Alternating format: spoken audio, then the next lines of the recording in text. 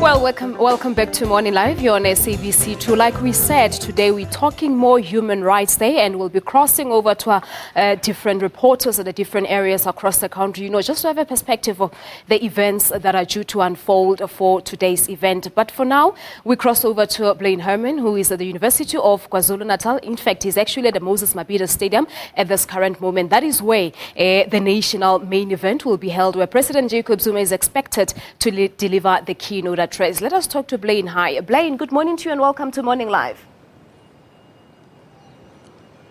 Yeah, very good morning to you. The call is for South Africa to unite against racism. Now, it's an important theme considering the recent upsurge in apparent racist comments. You'll remember 2016 got off to a bit of a rocky start with name-calling and slurs, controversial social media comments, and it drew mass outrage and it drew mass reaction across all social media platforms as well as in political circles. Now, you'll remember that during his State of the Nation address, President Jacob Zuma urged all South Africans to confront the demon of racism and calling for a more coordinated national effort as well as pledges to fight racism at all levels. Now, it's with this in mind that the Human Rights Day 2016 is being commemorated as a National Day Against Racism. Now, I want to take you back a bit, some 56 years ago, the basis of Human Rights Day. And to help me do that, I've got a guest here. Dr Bheki Mngomezulu is a historian. Doctor, thank you very much indeed for your time. It is indeed an important day, but let me take you back. 21 March 1960, a date that will indeed live in infamy, isn't it? Take us back to that event that I guess still haunts South Africa's history, Sharpeville Massacre. Yeah, that was a very sad day indeed, because what happened on that day, we remember that the apartheid government was instituted in 1948 when the National Party under D.F. Malan came into power. And then immediately thereafter, there were a series of laws that were meant to suppress the black population. So we have the Defiance Campaign in 1952, we have the Freedom Charter in 1955, but then the PAC was then formed in 1959 when it split from the ANC. Immediately thereafter, it took it upon itself to mobilize black South Africans to make sure that they go to the nearest police station without their passes and then voluntarily ask the officials to incarcerate them. So without provoking the authorities then of course opened fire, and a number of people who died in the process. The estimated number is that 69 people died and 180 people were injured. So that was a sad day indeed, but it was Africans' response to the humiliating laws that were passed by the apartheid government at the time. Indeed, devastating brutality. 69 people killed, over 180 people injured. Let's contextualize this event. It was a real turning point, isn't it, in South African history? How did it shape South Africa's current democracy? Yeah, it did. It was a turning point indeed. So it's the Sharpeville incident of 1960 together with the 1976 uprising. Because you remember that there is no country that can operate in isolation. Up until that time, there were countries across the globe that were in denial that the apartheid government was suppressing black people.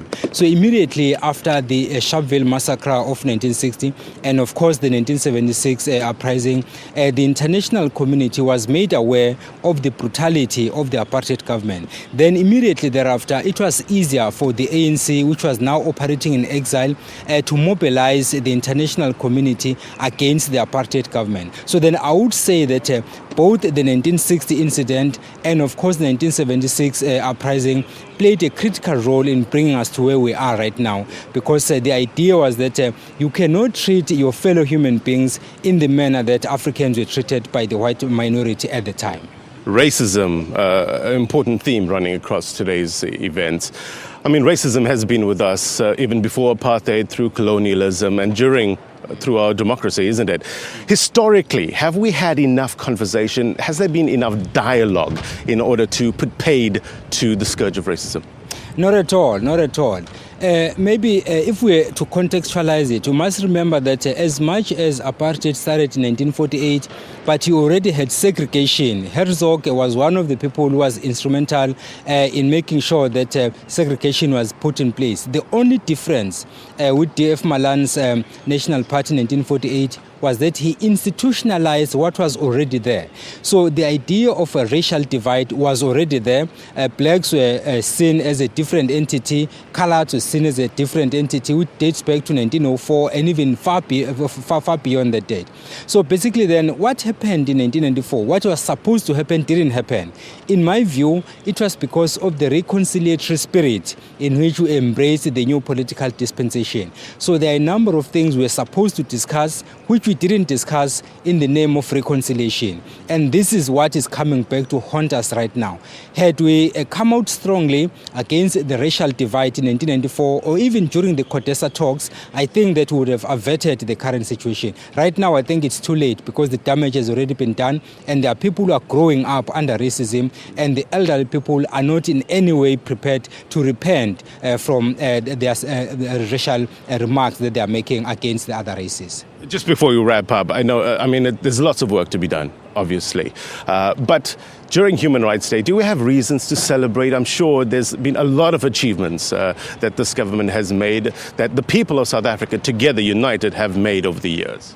Absolutely. The mere fact that there are people who are now free to say the kinds of things they say in the social media and all other types of media and get away with it means that, of course, people are free. Remember that during the old days, if you made certain utterances, you would end up in jail, and some of you would not come back. So basically, there have been giant strides that have been made by the current government since 1994. Of course, there is still a long way to go, but I think that we can in fact celebrate that we have achieved a lot since 1994. Dr Bheki Mngomezulu, always a pleasure talking to you. Thank you very much indeed for your time.